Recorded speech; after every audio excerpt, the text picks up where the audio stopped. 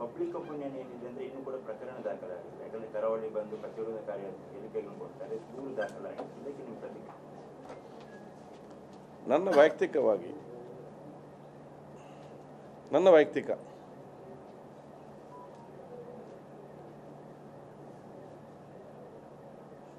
ಪ್ರಾಣಿಗಳು ಕಚ್ಚುತ್ತದೆ, ಅದಕ್ಕೆ ನೀವು ಹೋಗಿ ಪ್ರಾಣಿ ಕಚ್ಚಿದ್ರೆ ಆಗ್ತದೆ. ನಮ್ಮ ವಿಷಯ ಏನು? ಸಬ್ಜೆಕ್ಟ್ ದಿಗಂತ ಪ್ರಕರಣ. ಅಲ್ಲಿ ಒಬ್ಬ ಯುವಕ ಮನೆಯಿಂದ ಮಿಸ್ ಆದ. ಅದು ಕೂಡ ಅವನು ಒಂದು ಸಂಶಯದ ಪ್ರೀತಿಯಲ್ಲಿ ಚಪ್ಪಲಿಯಲ್ಲಿ ಇಟ್ಟುಕೊಂಡು, ಚಪ್ಪಲಿಯಲ್ಲಿ ಬ್ಲಡ್ ಇದೆಲ್ಲ ಹಾಕಿ ಮೊಬೈಲ್ ಇಟ್ಕೊಂಡು ಮಿಸ್ ಆದ. ಅದನ್ನು ಕೆಲವರು ಬಂದು ಬೇರೆ ಬೇರೆ ರೀತಿಯಿಂದ ತಗೊಳ್ಳಿಕ್ಕೆ ಪ್ರಾರಂಭ ಮಾಡಿದರು. ಅದರಲ್ಲಿ ಕೂಡ ಹೊರಗಿನ ಒಬ್ಬ ಜನಪ್ರತಿ ಬಂದು ಈ ರೀತಿಯ ಒಂದು ಪ್ರಿಮೆಚು ಅಂದರೆ ಮೆಚುರಿಟಿ ಇಲ್ಲದಂಥ, ಅದನ್ನು ಹೇಳಬೇಕು. ಯಾಕಂತ ಹೇಳಿದರೆ ಒಂದು ಪ್ರಭುತ್ವದ ಇಲ್ಲದಂತಹ ಮಾತುಗಳನ್ನು ಆಡಿ ಅಲ್ಲಿ ಒಂದು ಅವಿಶ್ವಾಸವ ಅಥವಾ ಒಂದು ಪ್ರೋಕ್ ಮಾಡುವಂಥ ಮಾತನಾಡಿದರು. ಅದೇ ಊರವರು ಯಾರು ಕೂಡ ಅದಕ್ಕೆ ತಲೆ ಕೊಡಲಿಲ್ಲ. ಆ ಊರವರೆಲ್ಲ ಹಿಂದೂ ಮುಸ್ಲಿಂ ಕ್ರಿಶ್ಚಿಯನ್ಸ್ ಎಲ್ಲ ಒಟ್ಟಾಗಿಯೇ ಸಭೆಯಲ್ಲಿ ಇದ್ದುಕೊಂಡು ಇಡೀ ಊರು ಎಲ್ಲ ಜಾತಿ ವರ್ಗದವರು ಕೂಡ ಅಲ್ಲಿ ಆ ಮನೆಯವರಿಗೆ ಬೆಂಬಲವಾಗಿದ್ದುಕೊಂಡು ಅವತ್ತು ಶಾಪನ್ನೆಲ್ಲ ಕೂಡ ಬಂದ್ ಮಾಡಿದ್ದಾರೆ. ಊರು ಒಗ್ಗಟ್ಟಲ್ಲಿದೆ. ನಮಗೆ ನಮ್ಮ ಊರು ಒಗ್ಗಟ್ಟಲ್ಲಿ ಇರಬೇಕು. ಇದರಲ್ಲಿ ಹೊರಗಿನವ್ರು ಬಂದು ಮಾತಾಡಿ ಹೋಗುವಂಥದ್ದು.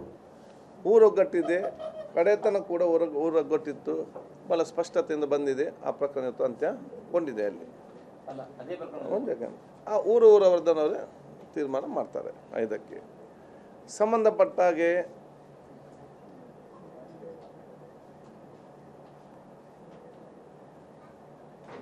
ವಿಚಾರವನ್ನು ಏನು ಮಾತಾಡಿದರೆ, ಯಾವ್ದು ಮಾತಾಡಿದರೆ, ಯಾವ ರೀತಿ ಅದು ನಾನು SP ಅವ್ರಿಗೆ ಹೇಳಿದ್ದೇನೆ. ಕಾನೂನು ಪ್ರಕಾರ ಯಾಕೆ ಅವ್ರಿಗೂ ಲೀಗಲ್ ಒಪಿನಿಯನ್ ತೆಗೊಳ್ತಿದ್ದಾರೆ.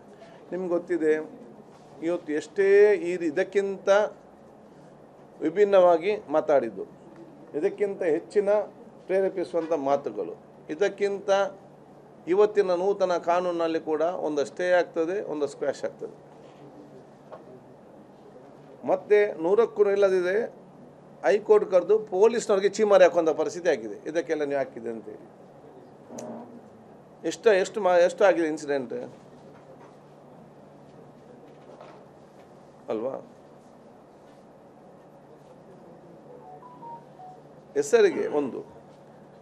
ಎರಡನೇದು, ಕೆಲವು ನಾವು ಪ್ರತಿಭಟಿಸ್ತೇವೆ ಅಂತ ಹೇಳಿಕೊಂಡು ಅಲ್ಲಿ ಇಡೀ ಊರು ಒಗ್ಗಟ್ಟಾಗಿದೆ, ಒಟ್ಟಿಗಿದ್ದಾರೆ. ಈ ಯಾರು ಇವತ್ತು ಇದರ ವಿರುದ್ಧ ಮಾತಾಡಿದ್ದಾರೆ ಅದನ್ನು ಯಾರು ಕೂಡ ಒಪ್ಪಲಿಲ್ಲ. ಅದನ್ನು ಅವರೇ ಖಂಡಿಸಿದ್ದಾರೆ. ಇವರು ಈ ರೀತಿ ಮಾತಾಡೋದು ಸರಿಯಲ್ಲ ಅಂತೇಳಿ ಮತ್ತೆ ಅವನು ಕರೀಲಿಕ್ಕೆ ಹೋಗಲಿಲ್ಲ. ಅವ್ರ ಹತ್ರ ಯಾರು ಕೂಡ ಅವ್ರಿಗೆ ಕರೆದದ್ದೇ ತಪ್ಪಂತ ಒಂದು ಭಾವನೆಗತ್ತು ಗೊತ್ತಾಗಿದೆ ಎಲ್ಲರಿಗೂ ಕೂಡ.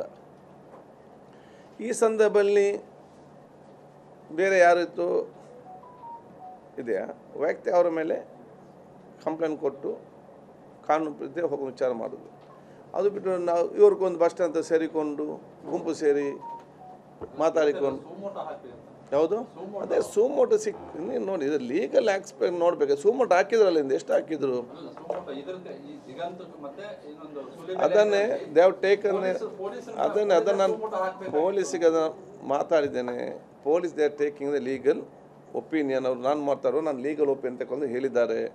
ಸೂಮೋಟೋ ಹಾಕಿದ ತಕ್ಷಣ if it not the legal ಪ್ರೆಮ್ಯೂ ಹೈಕೋರ್ಟ್ನವ್ರು ಇವರಿಗೆ ಚೀಮಾರಿ ಹಾಕಿದ್ದಾರೆ ಹಿಂದೆ. ಇವತ್ತಿನ ನೂತನವಾದ ಇದರಲ್ಲಿ ಏನಿದೆ, 7 ವರ್ಷ ಶಿಕ್ಷೆ ಅಲ್ಲದಂತಹ ಇದನ್ನು ಇವರಲ್ಲಿ ಲಾಟ್ ಆಫ್ ಕಾನೂನು ಇವತ್ತು ಚೇಂಜ್ ಆಗಿ ಕೊಡ್ಬೇಕು. ಇಲ್ಲಿ ಆಗದೆ ಕೋರ್ಟಿಗೆ ಆಗಬೇಕು. ಲೀಗಲಿ ಫೈಟ್ ಮಾಡಬೇಕು. One is those are aggrieved. Local ಯಾರು ಯುನೈಟೆಡ್ ಇದ್ದಾರೆ, ಹೆಚ್ಚು ಕಮ್ಮಿ ಆಗಿದೆ, ನಾವೆಲ್ಲ ಒಗ್ಗಟ್ಟಲ್ಲಿ ಇರುವ ಅಂತೇಳಿ. ಕೆಲವರು ಅದೇ ಅಂತ ಇದಿದ್ದರೆ ಸ್ಟ್ರೀಟಲ್ಲಿ ನಿಂತು 4 ಯಾರಿಗದು ಬೈದು ಮತ್ತೆ ಸಮಾಜವನ್ನು ವಿಭಾಗ ಮಾಡಲಿಕ್ಕೆ ಅವರು ಮಾಡಿದ ತಪ್ಪನ್ನು ನಾವು ಸೇರಿಕೊಂಡು ಯಾರಿಗೆ 4 ಬೈದು ಮತ್ತೆ ಅದಕ್ಕೆ ಇನ್ನೂ ಕೌಂಟರ್ ಆಗೋದು. ಅದೇ ಆ ಕಡೆ ಈ ಕಡೆ ಮತ್ತೆ ಯಾರಿಗೆ ಅದು ಅಂತ ಪ್ರಶ್ನೆ ಇಲ್ಲ. ಅದು ನಾವು ಇದರಲ್ಲಿ ನಾವು ಎಂತೆಂಥವ್ರನ್ನೇ ನಾವು ಮಟ್ಟ ಹಾಕಿದ್ದೇವೆ. ಅದನ್ನೇನು ಹೇಳಿದಲ್ಲ, ಸರ್ಕಾರ ಕಾನೂನು ವ್ಯಾಪ್ತಿಯಲ್ಲಿ ಹೋಗಬೇಕಲ್ಲ. ಇದರಲ್ಲಿ ಕಾನೂನು ಎಲ್ರಿಗೂ ಒಂದೇ ರೀತಿ ಆಗ್ತದಲ್ಲ, ಎಲ್ಲಿಗೆ ಒಂದು ರೀತಿ ಅದೇ ಇನ್ನೊಬ್ಬ ಭಾಷಣ ಮಾಡಿದ್ರೆ ಎಲ್ಲಿ ಹಾಕಿದ್ದಾರೆ ಒಳಗೆ ಆಗುದಿಲ್ಲ ಅವನನ್ನ, ಅಲ್ಲಿ ಎಲ್ಲಿ ಮತ್ತೆ ತೋರಿಸಿ ಭಾಷಣ ಮಾಡಲಿ ಅಲ್ಲಿ ಅಂಥದ್ದು ಎಲ್ಲಿದೆ ಒಂದು ತೋರಿಸಿ ಏನೆಲ್ಲ ನನಗೆ ಗೊತ್ತಿಲ್ಲ, ಉಂಟು ಅಲ್ಲಿ ಕೇಸ್ ಆಗ್ದು ಅರೆಸ್ಟ್ ಮಾಡಿದ್ದು, ಅದು ನನಗದು ಗೊತ್ತಿಲ್ಲ. ಇದರಲ್ಲಿ ಒಂದು ಸರ್ಕಾರ ಯಾವುದಕ್ಕೆ ಅದು ಅಂತ ಪ್ರಶ್ನೆ ಇಲ್ಲ. ನಾವು ಕೂಡ ಪೊಲೀಸ್ಗಳು ಸ್ಟ್ರಿಕ್ಟಾಗಿ ಇವಾಗ ಹೇಳಿದ್ದೇವೆ. ಇದಕ್ಕೆ ಪೊಲೀಸ್ನವ್ರು ನಮ್ಗೆ ಏನು ಹೇಳ್ತಿದ್ದಾರೆ, ನಾವು ಲೀಗಲ್ ಒಪಿನಿಯನ್ ನಾವು ತಗೊಳ್ತಿದ್ದೇವೆ. 2-3 ಕೇಸ್ ಆಯಿತು ಮಂಗಳೂರಿನಲ್ಲಿ, ಹೌದಾ? ಏನಾಯಿತು? ಸ್ಕ್ವಾಶ್ ಆಯಿತು, ಹೌದಾ? ಮಂಗಳೂರಲ್ಲಿ ಸೈಂಟ್ ಜಾರ್ಜಲ್ಲಿ ಏನಾಯಿತು, ಸೋತ್ಕರಲ್ಲಿ ಏನಾಯಿತು, ಇನ್ನೊಂದು ಕಡೆ ಏನಾಯಿತು, ಆಯಿತು. ಅಟ್ಲೀಸ್ಟ್ ಈಗ ಯಾರು ಇದನ್ನು if that is they should give personal complaint.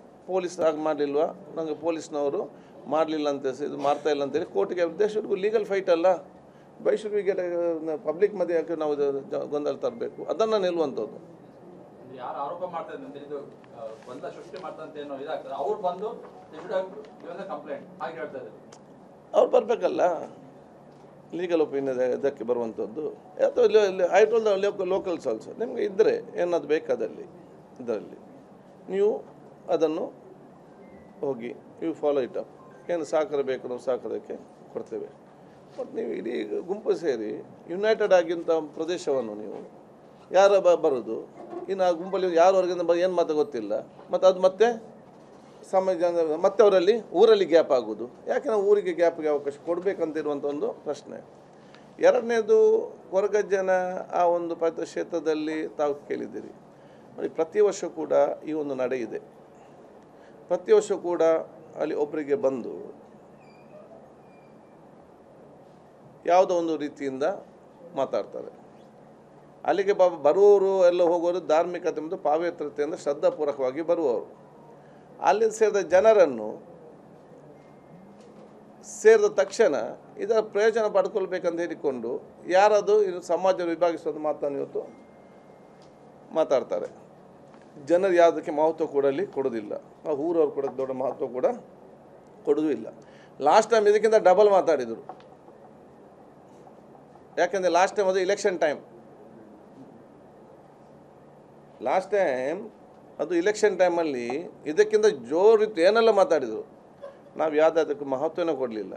ನಮ್ಮಲ್ಲಿರುವಂತೆಲ್ಲ ಹೋಗಿಕೊಂಡು ಅಲ್ಲಿ ಅವ್ರಿಗೆ ಯಾರು ಈ ರೀತಿ ದೇವರ ಮುಂದೆ ಮಾತಾಡಿದ್ದಾರೆ, ದೇವರಿಗೆ ಶಿಕ್ಷೆ ಕೊಡಲಿ ಅಂತೇಳಿ ಅದೇ ರೀತಿ ಶಿಕ್ಷೆ ಆಗಿ ಜನ ಕಾಣದಲ್ಲಿ ಎಲ್ಲಿ ಹೋಗಿದ್ದಾರೆ ಅಂತೇಳಿ ಅಡ್ರೆಸ್ ಇಲ್ಲದಂಥ ಪರಿಸ್ಥಿತಿ ಆಗಿದೆ.